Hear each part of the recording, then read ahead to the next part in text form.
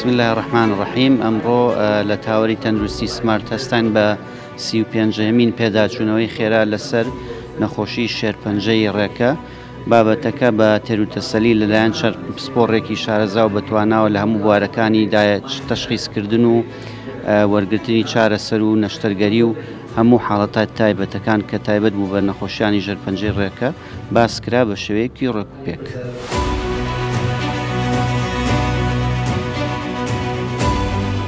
شتێکی زۆر باش بوو، چونکە خۆیشی بە حەقیقەت بۆ پزیشکە زیاترە، بۆ پزیشکەکانە ئەڕێنجمنتێک تەڵزیبێکی زۆر جوانی تیا بوو. مەوزوعەکان زۆر گرنگن، زۆر خەتەرن، زۆر گەورن، ئەبێ ئاوها بەو درێژیە باس بکرێت کە ئەم پزیشکە بە ڕێزانە باسی ئەەکەن و بەڕاستی سوودێکی زۆر گەورەی هەیە بۆ ناو یەکتری بۆ پزیشکەکان. تەوان ئەو سوودەیدا کە پزیشکەکە وەری ئەگرێ کە ئێمە ئەو شتانە باسەکەین لاخریا گەڕێتەوە بۆ سوودی نەخۆشەکە کە ئەمە شتێکی زۆر گەورە و بەڕێزە بەڕاستی و ئینشاءڵڵا ئەم شتانە هەر دایمە مستەمرە بێ و هیواداری هەموو کەسێک سوودی لێ وەرگرتن.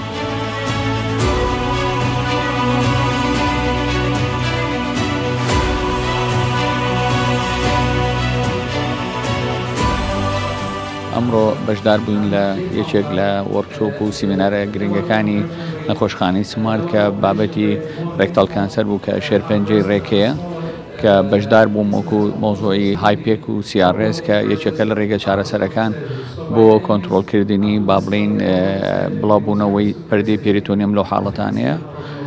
دەستخۆشی بۆ نەخۆشخانەی سمارت بۆ ئەنجامدانی ئەم سیمینارە زانستیانە کە بەڕاستی جێشانازیە بۆ شارەکە کە شوێنێکی ئاوا زانستی هەبێ دەستخۆشییان لێکەم و لەگەڵ ڕێزدا.